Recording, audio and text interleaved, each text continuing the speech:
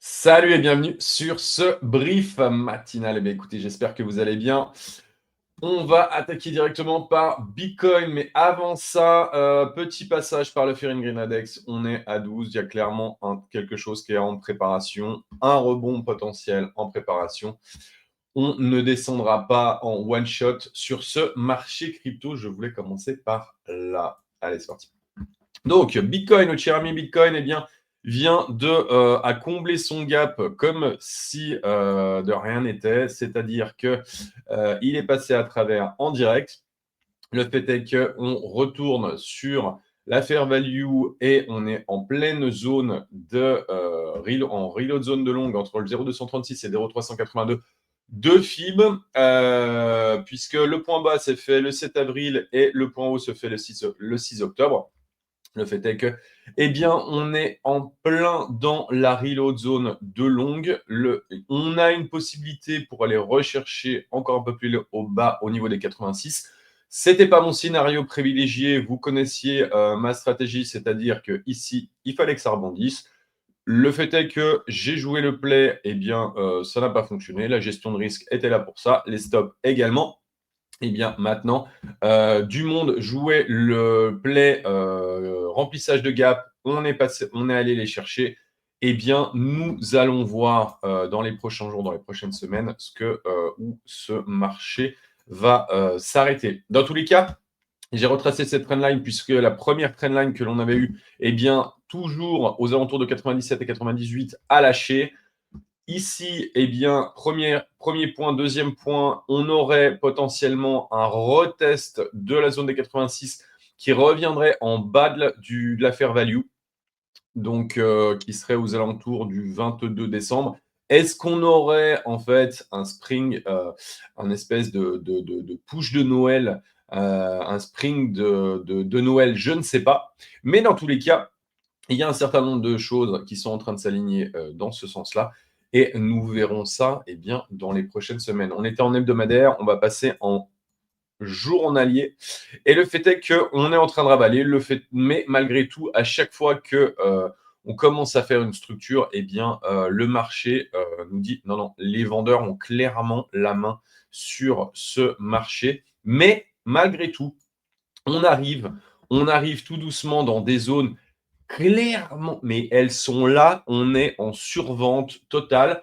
On pourrait encore aller gratter comme on a eu là aux alentours de février, mars. Mais comme on a pu le voir dans cette zone ici, eh bien, c'est pas parce que on arrive sur des zones de surachat que que le marché ne va pas aller faire des chasses à la liquidité.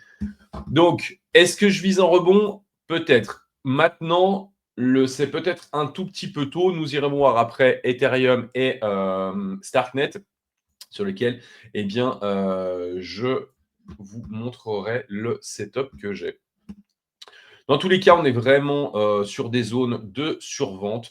Et pour le moment, eh bien, wait and see. On attend que le marché se pose un peu. On a eu un moment là je dirais, d'hésitation. Pour ma part, les gens qui m'ont contacté, je leur ai dit non, non, non, on ira combler ce gap. C'est clairement ce qui s'est passé. Maintenant, eh bien, pour ma part, je pense que la zone là va être zone d'intérêt dans très très peu de temps. On va passer en H4. Eh bien, en H4, c'est pareil. On a clairement des zones qui, pour le moment, ne sont pas défendues. On avait ici un support qui était le haut du gap. Eh bien, on l'a break. On est passé à travers comme si de rien n'était. Et maintenant, eh bien, on continue cette descente. Mais on voit que le sentiment reste full bearish. Il y a des divergences haussières qui sont en train d'arriver. Il y a quelque chose qui va arriver. Dans tous les cas, dans une tendance baissière, tous les rebonds significatifs sont des opportunités de sortie. D'accord? Donc, ce sont des opportunités de prise de profit. Puisque ça serait quand même très étonnant qu'on n'aille pas rechercher à un moment au minimum les 98. Très clairement. Nous verrons. Dans tous les cas, on aura le temps d'en reparler cet après-midi à 16h lors du live. Alors, le channel, je vous l'avais montré, on est très clairement dedans. On a un Ethereum qui vient rechercher la zone que j'avais qu'on avait mis en place il y a quelques semaines à 2870. Je pensais que ça tiendrait. Ça n'a pas tenu. On avait la zone également de RSI qui devait tenir au niveau des 45 en hebdomadaire. Ça n'a pas tenu. Donc, on est en train de rechercher la fair value qui se situe aux alentours de 2764 et on aurait une extrême chasse aux alentours de 1963, mais on n'y est pas encore. Je pense que le rebond devrait arriver également pour ce coin. Pourquoi? Eh bien, pour la bonne et simple raison, c'est qu'on arrive tout doucement dans des zones pareilles de survente. On commence à. Alors, par contre, la seule différence, c'est que on a des divergences qui sont validées, mais derrière qui sont regrignotées. Donc,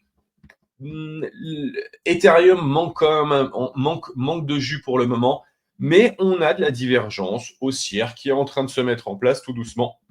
Dans tous les cas, on a ce channel qui est très bien. Je l'ai, hop là, il s'est déplacé un peu. Voilà, clac. Qui est très bien mis en place. On aura peut-être une chasse à l'équité aux alentours de 2400. Eh bien, nous verrons. Dans tous les cas, on a une structure ici qui est un range absolument magnifique, qui est la reload zone de longue entre le 0,232 et le 0,236 de FIB.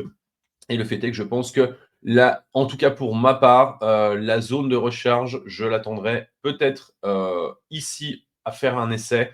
Mais dans tous les cas, je pense qu'aux alentours de 2500, 2530, on aura quelque chose de significatif au niveau d'un rebond sur Ether.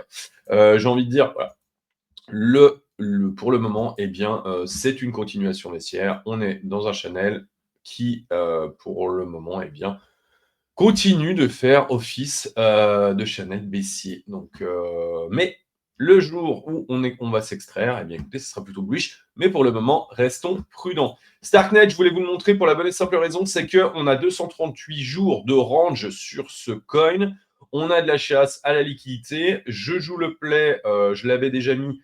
Moi, j'ai déjà pris 3 fois profit sur ce truc qui a quand même fait 30% et qui tient son, en tout cas, qui ravale un petit peu de sa pump, mais qui, si on ne repasse pas sous la zone des 0,15, j'ai envie de dire que potentiellement, on a quelque chose qui est en train de se préparer sur STRK.